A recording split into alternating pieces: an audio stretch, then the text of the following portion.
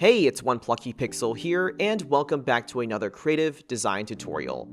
In today's tutorial, we will cover how to create a monochromatic video effect within Adobe After Effects. Starting things off, this is our video, and as you can see, it is in full color. Of course, we will be changing that. To start things off, we go to Layer, New, Solid. Now, with this effect, I actually want the background color to be orange, so I will name it accordingly, and I will select my color. Right about here is good.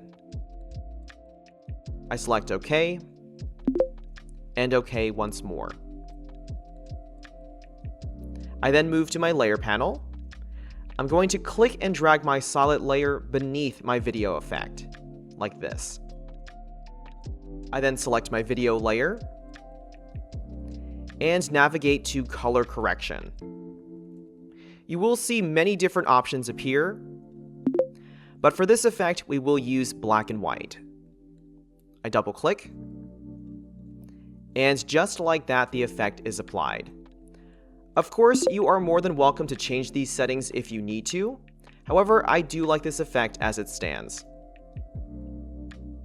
Next, I will go to my mode. This is actually my blend mode. I'm going to toggle it and select multiply.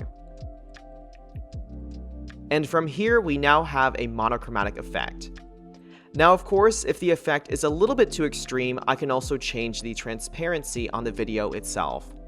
To do so, I select my layer, I hit T on my keyboard, and from here, I can edit my opacity.